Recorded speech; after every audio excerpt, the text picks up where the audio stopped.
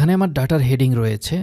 অনেক সময় যখন স্ক্রল করি দেখুন হেডিংটা চলে গিয়েছে। সো আমি যখন আরও ডাটা এন্ট্রি করি বা রিড করি তখন কিন্তু অসুবিধা হয়। সো এটিকে যদি আপনি ফ্রিজ করতে চান তাহলে প্রথম যে সেলটি রয়েছে তার নিচে মাউস পয়েন্টারটি রাখুন, রেখে ভিউতে চলে যান, গিয়ে ফ্রিজ প্যান্সে দিন। দেখুন এবার যতই স্ক্রল আপ ডাউন করেন এই হেডিংটা কিন্তু একই জায়গাতে রয়ে গেল।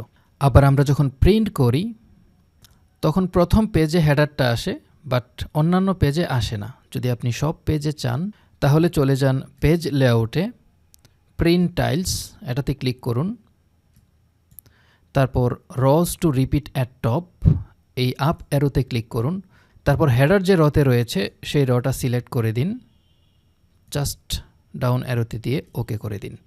এবার যদি আপনি প্রিন্ট করেন দেখুন প্রত্যেক পেজে হেডারটা কিন্তু রয়েছে।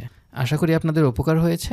এরকম উপকারী টিপস প্রতিদিন পেতে চ্যানেলটি সাবস্ক্রাইব করে রাখুন, ফেসবুক থেকে দেখলে ফলো করে রাখুন।